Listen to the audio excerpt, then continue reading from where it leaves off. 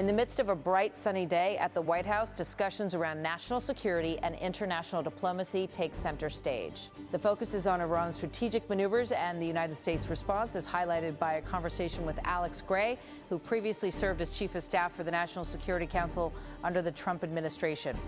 The dialogue delves into the intricacies of Iran's negotiating tactics and the potential implications for the current administration. Retired General Jack Keane recently shared insights on a prominent news show emphasizing Iran's adeptness at negotiation. He pointed out the Iranians will likely want to kick that can down the road. They are masters at negotiating. This is what they really do. They obfuscate delay, and delay is what they want. His analysis suggests that Iran's strategy is to extend ceasefire negotiations, thereby increasing pressure on the United States and its leadership. General Keane confidently Ed, I don't believe the president is going to fall for that at all. You've got 2 weeks. Put a deal on the table. Alex Gray, with his extensive experience in the White House, aligns with General Keane's assessment.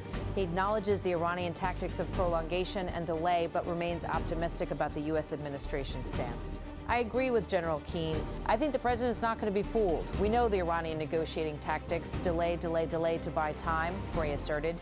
He also emphasized the robust military position of the U.S., noting we have an extraordinary I-will-taker power, nearby extraordinary overmatch against the Iranian military. Gray elaborated on the strategic advantage held by the United States, citing the disarray within Iran's leadership and the military successes achieved under the current administration's directives.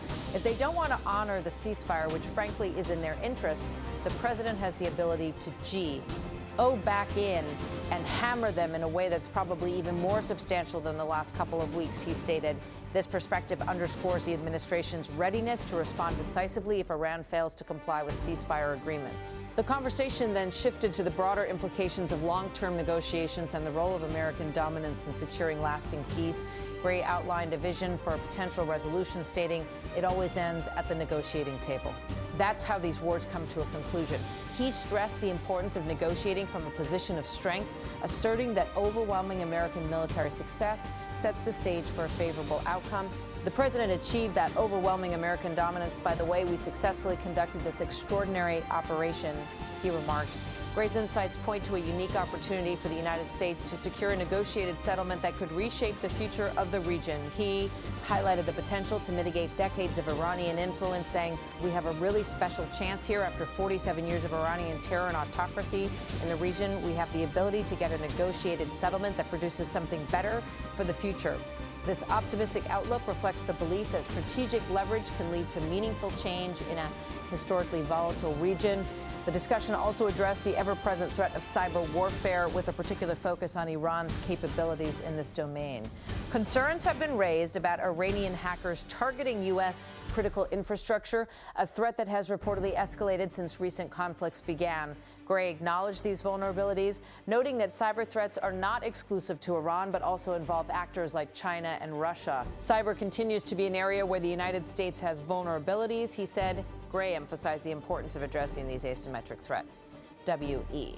Which are often employed by weaker nations to counterbalance the military might of a superpower like the United States. The Iranians have invested in asymmetric capabilities across the board, whether it's sleeper cells in the United States, whether it's cyber capabilities. He explained, this investment in unconventional warfare highlights the need for heightened vigilance and proactive measures to protect national security. The conversation concluded with a call to focus on safeguarding both domestic infrastructure and international capabilities, underscoring the multifaceted nature of modern security challenges. As the geopolitical landscape continues to evolve, the dialogue between seasoned experts and policymakers remains crucial in navigating the complexities of international relations and ensuring the safety and stability of the United States and its allies. The discussion on U.S. national security strategy, specifically in relation to Iran, extends into a deeper analysis of geopolitical dynamics and the implications of cyber warfare in modern conflicts.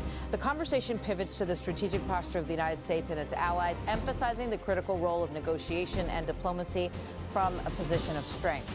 Alex Gray, who is well-versed in national security matters, highlights the traditional endgame for conflicts, which invariably involves negotiations. He underscores the necessity of engaging in dialogues from a vantage point of unmatched American dominance, thereby securing a peace that aligns with American interests. This perspective resonates with historical precedents where military might and strategic superiority provide leverage in diplomatic engagements. Gray articulates that the current administration's military achievements have placed the U.S. in a position to potentially secure a transformative agreement, one that could reshape the Middle Eastern geopolitical landscape after decades of tension. The narrative then shifts to the realm of cyber threats, a domain where the United States faces significant vulnerabilities. Cybersecurity is a critical front in the modern warfare landscape, and Gray acknowledges that adversaries like Iran have honed their capabilities in this asymmetric warfare arena. These capabilities allow them to pose challenges to the U.S. without engaging in direct military confrontation. The increasing incidence of cyber attacks targeting U.S. critical infrastructure, as reported by major news outlets, underscore the urgency for enhanced cyber defenses. Gray points out that Iran, along with other global powers such as China and non-state actors, continues to exploit these vulnerabilities. This reinforces the necessity for a comprehensive strategy to safeguard national interests, both domestically and abroad. The conversation further explores the geopolitical pressures on Iran, particularly from other influential nations like China, India, and Pakistan. These countries may exert pressure on Iran to open strategic maritime routes, which are vital for global trade.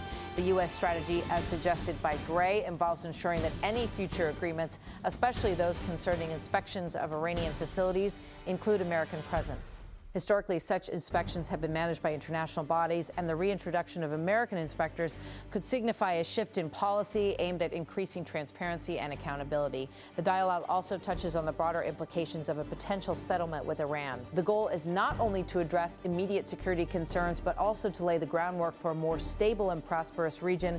This involves dismantling Iran's asymmetric capabilities, curbing its influence through proxies, and integrating it into a more peaceful international order.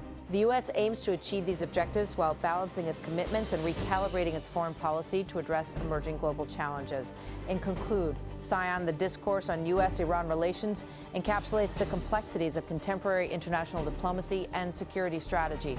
It highlights the multifaceted approach required to navigate geopolitical tensions, where military strength, diplomatic acumen, and cyber resilience play pivotal roles. As the U.S. continues to engage with Iran and other global players, the focus remains on achieving a sustainable peace that enhances security and promotes stability in the region and beyond.